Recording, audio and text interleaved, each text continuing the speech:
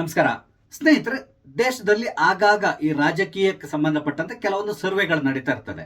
ಅಂದ್ರೆ ತಕ್ಷಣ ಚುನಾವಣೆ ನಡೆದ್ರೆ ಯಾರು ಗೆಲ್ಬಹುದು, ಅಥವಾ ಯಾರು ಪಾಪ್ಯುಲರ್ ಲೀಡರ್, ಯಾರು ತಮ್ಮ ಪಾಪ್ಯುಲಾರಿಟಿಯನ್ನು ಕಳ್ಕೊತಾ ಇದ್ದಾರೆ, ಕಳೆದ ಬಾರಿಗಿಂತಲೂ ಈ ಬಾರಿ ಅವರ ಪಾಪ್ಯುಲಾರಿಟಿ ಹೇಗಿದೆ, ಅಂದ್ರೆ ಜನಪ್ರಿಯತೆಯನ್ನು ಜಾಸ್ತಿ ಮಾಡ್ಕೊತಾ ಇದ್ದಾರೆ ಅಥವಾ ಕಳ್ಕೊತಾ ಇದ್ದಾರೆ, ಈ ರೀತಿಯಾದಂಥ ಸರ್ವೆಗಳು ನಡೀತಾ ಇರ್ತದೆ.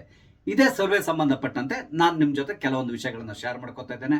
ಇದಕ್ಕಿಂತ ಮೊದಲು ನಿಮ್ಮೆಲ್ಲರನ್ನು ಕಾಫಿ ಆಯ್ತಾ ಯೂಟ್ಯೂಬ್ ಚಾನಲ್ಗೆ ಸ್ವಾಗತಿಸ್ತಾ ಇದ್ದೇನೆ. ಸ್ನೇಹಿತರೆ, ನಾನೀಗ ಹೇಳಲಿಕ್ಕೆ ಹೊರಟಿರೋದು ಮೂಡ್ ಆಫ್ ದಿ ನೇಷನ್, ಅಂದ್ರೆ ಇಂಡಿಯಾ ಟುಡೇ ಅವರು ನಡೆಸುವಂತಹ ಒಂದು ಸರ್ವೆ. ಇದು ಮೂಡ್ ಆಫ್ ದಿ ನೇಷನ್ ಅಂತೇಳಿ ಅದು ಇತ್ತೀಚೆಗೆ ಬಿಡುಗಡೆಗೊಂಡಿದೆ. ಈ ಸರ್ವೆಯಲ್ಲಿ ಅವರು ಮುಖ್ಯವಾಗಿ ಎರಡು ವಿಷಯಗಳನ್ನು ತಗೊಂಡಿದ್ದಾರೆ. ಒಂದು, ತಕ್ಷಣ ಪಾರ್ಲಿಮೆಂಟ್ ಚುನಾವಣೆ ನಡೆದರೆ ಯಾರು ಗೆಲುವನ್ನು ಸಾಧಿಸಬಹುದು, ಅಂದ್ರೆ ಇಂಡಿ ಒಕ್ಕೂಟ ಗೆಲ್ತದ ಅಥವಾ NDA ಗೆಲ್ತದ ಅಂತ ತಗೊಂಡು.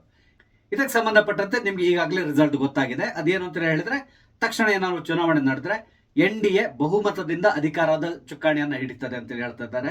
ಅದರಲ್ಲಿ ಮುಖ್ಯವಾಗಿ ಹೇಳ್ಬೇಕಂದ್ರೆ ಬಿಜೆಪಿ ತನ್ನ ಗಳಿಕೆಯನ್ನ ಜಾಸ್ತಿ ಮಾಡ್ಕೊಳ್ತದೆ, ಅಂದ್ರೆ ಅವರು ಸಂಪೂರ್ಣವಾದಂತಹ ಬಹುಮತವನ್ನ ತಗೊಳ್ತಾರೆ, ಆ ಮುಖಾಂತರ ಅಧಿಕಾರದ ಗದ್ದುಗೆಯನ್ನು ಏರ್ತಾರೆ ಅಂತ ಕೊಂಡಿದೆ. ಅದ್ರ ಬಗ್ಗೆ ನಾನೀಗ ಮಾತಾಡ್ಲಿಕ್ಕೆ ಹೋಗ್ತಾ ಇಲ್ಲ. ಇದ್ರ ಜೊತೆಲಿ ಇನ್ನೊಂದು ಸರ್ವೆಯನ್ನ ಮಾಡಿದ್ದಾರೆ. ಅದೇನು ಅಂತ ಹೇಳಿದ್ರೆ, ನಮ್ಮ ದೇಶದಲ್ಲಿ ಇರುವಂತಹ ಮುಖ್ಯಮಂತ್ರಿಗಳಲ್ಲಿ ಯಾರು ಅತ್ಯಂತ ಜನಪ್ರಿಯರು, ಯಾರು ಕಡಿಮೆ ಜನಪ್ರಿಯರು, ಈ ರೀತಿಯಾದಂತಹ ಒಂದು ಸರ್ವೆ ಕೂಡ ನಡೆದಿದೆ. ಈ ಸರ್ವೆ ಸಂಬಂಧಪಟ್ಟಂತೆ ನಾನು ನಿಮ್ಮ ಜೊತೆ ಈಗ ಮಾತಾಡ್ತಾ ಇದ್ದೇನೆ. ಸ್ನೇಹಿತರೆ, ಇದರಲ್ಲಿ ನಾನೀಗ ಕೇವಲ ಒಂದು 5 ಜನರನ್ನು ಮಾತ್ರ ತಗೊಳ್ತಾ ಇದ್ದೇನೆ. ಅಂದ್ರೆ ಟಾಪ್ 5 ಯಾರಿದೆ ಅವ್ರನ್ನ ಮಾತ್ರ ತಗೊಳ್ತಾ ಇದ್ದೇನೆ. ಈ ಸರ್ವೆ ಒಂದೊಂದು ರಾಜ್ಯದಲ್ಲಿ ಮಾಡಿರೋದಲ್ಲ, ಅದಕ್ಕೆ ಬದಲಾಗಿ ಇಡೀ ದೇಶದಲ್ಲಿ ಮಾಡಿರುವಂತಹ ಸರ್ವೆ. ಈ ಸರ್ವೆ ಪ್ರಕಾರ 5ನೇ ಸ್ಥಾನದಲ್ಲಿರುವಂತಹ ಮುಖ್ಯಮಂತ್ರಿ ದೇವೇಂದ್ರ ಫಡ್ನವೀಸ್. ನಿಮ್ಗೆ ಗೊತ್ತಿದೆ, ಅವರು ಮಹಾರಾಷ್ಟ್ರದ ಮುಖ್ಯಮಂತ್ರಿ ಆಗಿದ್ದಾರೆ. ಈಗ ಇತ್ತೀಚೆಗೆ ನಡೆದಂತಹ ಚುನಾವಣೆಯಲ್ಲಿ ಅವರು ಗೆದ್ದು ಅಧಿಕಾರವನ್ನು ಹಿಡಿದಿದ್ದಾರೆ.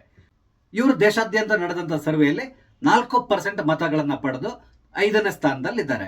ಅಂದ್ರೆ ಅವರು ಇತ್ತೀಚೆಗಷ್ಟೇ ಮುಖ್ಯಮಂತ್ರಿ ಆಗಿರುವಂತಹದ್ದು, ಆದ್ರೂ ಕೂಡ ಆದ ತಕ್ಷಣ ಅವರು ಮಹಾರಾಷ್ಟ್ರದಂತಹ ರಾಜ್ಯದಲ್ಲಿ ತಮ್ಮ ಪಾಪ್ಯುಲಾರಿಟಿಯನ್ನ ಜಾಸ್ತಿ ಮಾಡ್ಕೊಂಡು ಹೋಗ್ತಾ ಇದ್ದಾರೆ ಅನಿಸ್ತದೆ. ಹಾಗಾಗಿ ಈಗ ಅವರು 5ನೇ ಸ್ಥಾನದಲ್ಲಿದ್ದಾರೆ. ನಂತರದ ಸ್ಥಾನ 4ನೇಯದ್ದು. ಈ 4ನೇ ಸ್ಥಾನದಲ್ಲಿ ಚಂದ್ರಬಾಬು ನಾಯ್ಡು ಅವರು ಇದ್ದಾರೆ. ನಿಮ್ಗೆ ಗೊತ್ತಿದೆ, ಅವರು ಸದ್ಯಕ್ಕೀಗ ಆಂಧ್ರ ಪ್ರದೇಶದ ಮುಖ್ಯಮಂತ್ರಿ ಆಗಿದ್ದಾರೆ. ಚಂದ್ರಬಾಬು ನಾಯ್ಡು ಅವರು 5% ಮತಗಳನ್ನ ಪಡ್ಕೊಂಡಿದ್ದಾರೆ. ಆ ಮುಖಾಂತರ ಅವರು 4ನೇ ಸ್ಥಾನದಲ್ಲಿ ನಿಂತಿದ್ದಾರೆ. ಅವರು ಕೂಡ NDA ಭಾಗವಾಗಿದ್ದಾರೆ. ನಿಮ್ಗೆ ತುಂಬಾ ಚೆನ್ನಾಗಿ ಗೊತ್ತಿದೆ, ಮೊನ್ನೆ ನಡೆದಂತ ಚುನಾವಣೆಯಲ್ಲಿ ಅಭೂತಪೂರ್ವವಾದಂತಹ ಜಯವನ್ನ ಗಳಿಸಿದ್ದಾರೆ. ಆ ಮುಖಾಂತರ ಅಲ್ಲಿ ಕೆಲವೊಂದು ಈ ಹಿಂದಿನ ಸರ್ಕಾರ ಮಾಡಿರುವಂತಹ ಕೆಲವೊಂದು ಅವಾಂತರಗಳನ್ನ ಸರಿ ಮಾಡುವಂತ ಕೆಲಸಕ್ಕೆ ಕೂಡ ಕೈ ಹಾಕಿದ್ದಾರೆ. ಇದ್ರ ಜೊತೆಯಲ್ಲಿ ಅವರದ್ದೊಂದು ಬಹುದೊಡ್ಡ ಕನಸಿದೆ. ಅದೇನು ಅಂದ್ರೆ ಆಂಧ್ರ ಪ್ರದೇಶಕ್ಕೆ ಒಂದು ರಾಜಧಾನಿಯನ್ನು ನಿರ್ಮಾಣ ಮಾಡೋದು, ಅಮರಾವತಿ ಅಂತ ತಗೊಂಡು ಇದಕ್ಕೆ ಸಂಬಂಧಪಟ್ಟಂತಹ ಕೆಲಸವನ್ನ ಪುನಃ ಪ್ರಾರಂಭಿಸಿದ್ದಾರೆ. ಈ ಮುಖಾಂತರ ಅವರು 5% ಮತಗಳನ್ನ ಪಡೆದು 4ನೇ ಸ್ಥಾನದಲ್ಲಿದ್ದಾರೆ.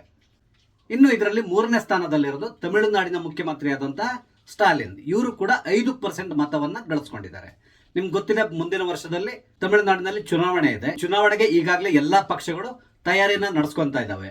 ಇದರ ಮಧ್ಯದಲ್ಲಿ ಸ್ಟಾಲಿನ್ ಅವರ ಜನಪ್ರಿಯತೆ ಸ್ವಲ್ಪ ಕೂಡ ಕುಂದಿಲ್ಲ ಅನಿಸ್ತಾ ಇದೆ. ಅಂದ್ರೆ ಮುಂದಿನ ಚುನಾವಣೆಯಲ್ಲಿ ಪುನಃ ಗೆಲ್ಲಬೇಕು ಅನ್ನೋ ಒಂದು ಪ್ರಯತ್ನದಲ್ಲಿ ಸ್ಟಾಲಿನ್ ಅವರು ಇದ್ದಾರೆ. ಆದ್ರೆ ಈ ಬಾರಿಯಲ್ಲಿರುವಂತಹ ಪೈಪೋಟಿ ಏನು ಅಂತ ಹೇಳಿದ್ರೆ, ಅಲ್ಲಿಯ ಸೂಪರ್ ಸ್ಟಾರ್ ಆಗಿರುವಂತಹ ವಿಜಯ್ ಜೋಸೆಫ್ ಇವರು ಒಂದು ಹೊಸ ಪಕ್ಷವನ್ನ ಪ್ರಾರಂಭ ಮಾಡಿದ್ದಾರೆ. ಆ ಮುಖಾಂತರ ಅವರು ಕೂಡ ಪೈಪೋಟಿ ಕೊಡ್ತಾ ಇದ್ದಾರೆ ಈ ಬಾರಿ. ಇನ್ನೊಂದು ಬಿಜೆಪಿ ಕೂಡ ಅಣ್ಣಾಮಲೈ ಅವರ ನೇತೃತ್ವದಲ್ಲಿ ಅಲ್ಲಿ ಪ್ರವರ್ಧಮಾನಕ್ಕೆ ಬರ್ತಾ ಇದೆ. ಯಾಕಂದ್ರೆ ಮೊನ್ನೆ ಲೋಕಸಭಾ ಚುನಾವಣೆಯಲ್ಲಿ ನಿಮ್ಗೆ ಗೊತ್ತಿದೆ, ತುಂಬಾ ಬಹುದೊಡ್ಡದಾದಂತಹ ಇಂಪ್ಯಾಕ್ಟ್ ಬಿಜೆಪಿಯಲ್ಲಿ ಮಾಡಿದೆ. ಹಾಗಾಗಿ ಮುಂದಿನ ಚುನಾವಣೆಯಲ್ಲಿ ಇದರ ಎಫೆಕ್ಟ್ ಇನ್ನೂ ಜಾಸ್ತಿ ಆಗುವಂತ ಸಾಧ್ಯತೆ ಇರ್ತದೆ. ಹಾಗಾಗಿ ಸ್ಟಾಲಿನ್ ಅವರಿಗೆ ಈ ಬಾರಿಯ ಚುನಾವಣೆ ಅತ್ಯಂತ ಕಠಿಣವಾಗಿರುವ ಸಾಧ್ಯತೆಗಳು ಕೂಡ ಇದೆ. ಅದೇನೇ ಇರಲಿ, ಅವರು ತಮ್ಮ ಜನಪ್ರಿಯತೆಯನ್ನ ಹಾಗೆ ಉಳಿಸ್ಕೊಂಡಿದ್ದಾರೆ ಸದ್ಯಕ್ಕೆ. ಹಾಗಾಗಿ ಇವರು 3ನೇ ಸ್ಥಾನದಲ್ಲಿದ್ದಾರೆ. ನಂತರ 2ನೇ ಸ್ಥಾನದಲ್ಲಿ ಮಮತಾ ಬ್ಯಾನರ್ಜಿ ಅವರು ಇದ್ದಾರೆ. ಅಂದ್ರೆ ಪಶ್ಚಿಮ ಬಂಗಾಳದ ಮುಖ್ಯಮಂತ್ರಿ. ಇವರು ಒಟ್ಟಿಗೆ 11% ಮತಗಳನ್ನ ಪಡ್ಕೊಂಡು 2ನೇ ಸ್ಥಾನದಲ್ಲಿ ವಿರಾಜಮಾನರಾಗಿದ್ದಾರೆ. ಹಾಗಾದ್ರೆ ಮಮತಾ ಬ್ಯಾನರ್ಜಿ ಅವರು ಇಷ್ಟೊಂದು ಪಾಪ್ಯುಲರ್, ಅದು ಆಲ್ ಇಂಡಿಯಾ ಲೆವೆಲ್ ನಲ್ಲಿ, ಇದು ಕೂಡ ಎಲ್ರಿಗೂ ಸಾಮಾನ್ಯವಾಗಿ ಬರುವಂತಹ ಪ್ರಶ್ನೆ. ಇಲ್ಲಿ ಏನಾಗಿದೆ ಅಂತ ಹೇಳಿದ್ರೆ, ಮಮತಾ ಬ್ಯಾನರ್ಜಿ ಅವರು ಇಂಡಿ ಒಕ್ಕೂಟದಲ್ಲಿ ಮೊದಲಿದ್ದಿದ್ರು, ಕೊನೆಗೆ ಅವರು ಹೊರಗಡೆ ನಡೆದ್ರು. ಆದ್ರೂ ಕೂಡ ಅವರು ಇಂಡಿ ಒಕ್ಕೂಟಕ್ಕೆ ವಾಪಸ್ ಬರ್ಲಿಕ್ಕೆ ತಯಾರಿದ್ದಾರೆ. ಅದರಲ್ಲೂ ಮುಖ್ಯವಾಗಿ ಹೇಳ್ಬೇಕಂದ್ರೆ ತಾನೇ ನಾಯಕತ್ವವನ್ನು ವಹಿಸ್ತೇನೆ ಅಂತ ಕೂಡ ಹೇಳ್ತಾ ಇದ್ದಾರೆ. ಇಲ್ಲಿ ಏನಾಗಿದೆ ಅಂದ್ರೆ, ಜನತೆಗೆ ಅಂದ್ರೆ ಬಿಜೆಪಿ ಅಥವಾ NDAಯನ್ನ ವಿರೋಧಿಸುವಂತ ಜನತೆ ಯಾರಿದ್ದಾರೆ, ಇವರೆಲ್ಲರೂ ಕೂಡ ಮಮತಾ ಬ್ಯಾನರ್ಜಿಯಲ್ಲಿ ಮುಂದಿನ ಇಂಡಿ ಒಕ್ಕೂಟದ ಮುಖ್ಯಸ್ಥೆ ಆಗ್ಬೇಕು ಅನ್ನೋ ಒಂದು ಆಸೆಯನ್ನು ಇಟ್ಕೊಂಡಿದ್ದಾರೆ. ಆದ್ರಿಂದ ಇಲ್ಲಿ ಮಮತಾ ಬ್ಯಾನರ್ಜಿ ಅವರಿಗೆ 11% ಮತಗಳು ಸಿಕ್ಕಿದೆ ಅನ್ನಿಸ್ತಾ ಇದೆ. ಅಂದ್ರೆ ರಾಹುಲ್ ಗಾಂಧಿಗೆ ಪರ್ಯಾಯವಾಗಿ ಈಕೆಯನ್ನು ನೋಡ್ಲಿಕ್ಕೆ ಜನ ಪ್ರಾರಂಭ ಮಾಡಿದ್ದಾರೆ. ನಿಮ್ಗೆ ಗೊತ್ತಿದೆ, ರಾಹುಲ್ ಗಾಂಧಿ ಅವರು ಸದ್ಯದ ಪರಿಸ್ಥಿತಿಯಲ್ಲಿ ಪ್ರತಿ ಚುನಾವಣೆಯಲ್ಲಿ ಅವರು ಸೋಲ್ತಾನೆ ಇದ್ದಾರೆ. ಸಾಮಾನ್ಯವಾಗಿ ಏನಾಗುತ್ತೆ ಅಂದ್ರೆ ಸೋತ್ರೆ ಆ ಸೋಲಿಗೆ ಕಾರಣ ಏನು ಅಂತ ಹುಡುಕ್ತೇವೆ, ಎಲ್ಲಿ ತಪ್ಪಾಗಿದೆ ಅದನ್ನ ನಾವು ಸರಿ ಮಾಡ್ಕೊಳ್ಳಿಕ್ ಪ್ರಯತ್ನಿಸ್ತೇವೆ.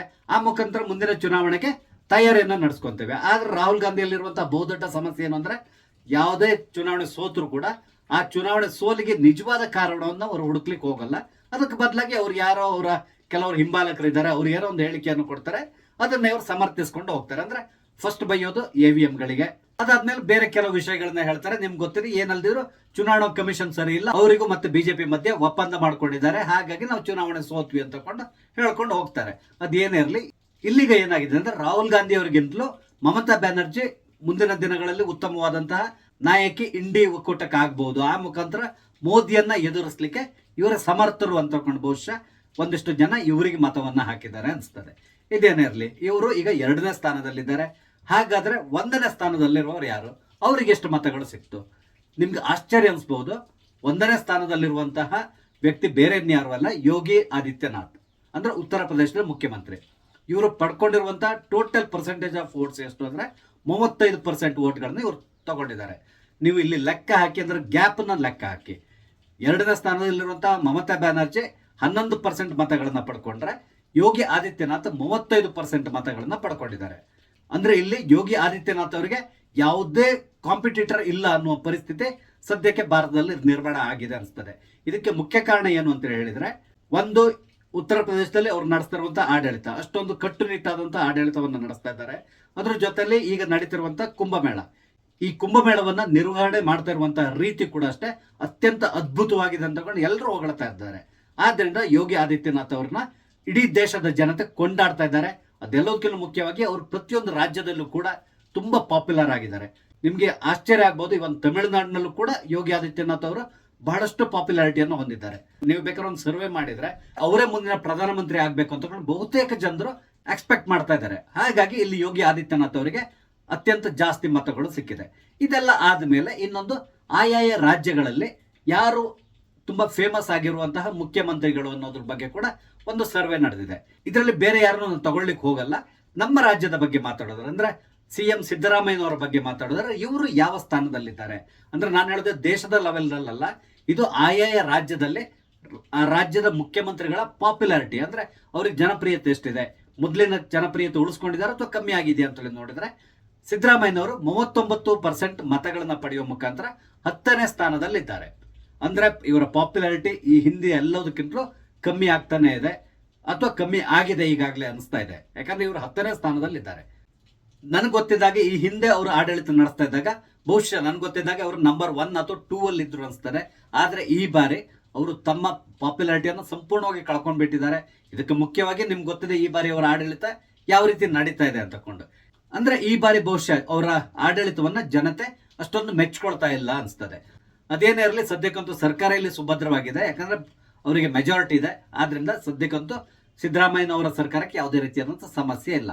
ಸ್ನೇಹಿತರೆ, ಇದು ದೇಶದಲ್ಲಿ ಯಾರು ಫೇಮಸ್ ಆಗಿರುವಂತಹ ಮುಖ್ಯಮಂತ್ರಿ ಅನ್ನೋದಕ್ಕೆ ಸಂಬಂಧಪಟ್ಟಂತ ಒಂದು ಸರ್ವೆ.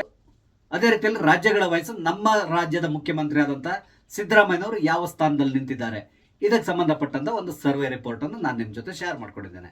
ಸ್ನೇಹಿತರೆ, ನಾನು ಹಂಚಿಕೊಂಡಂತ ವಿಷಯ ನಿಮ್ಗೆ ಇಷ್ಟ ಆದ್ರೆ ದಯವಿಟ್ಟು ಲೈಕ್ ಮಾಡಿ, ಶೇರ್ ಮಾಡಿ, ಹಾಗೆ ದಯವಿಟ್ಟು ನನ್ನ ಚಾನಲ್ ಸಬ್ಸ್ಕ್ರೈಬ್ ಮಾಡಿ. ನಮಸ್ತೆ, ಜೈ ಹಿಂದ್.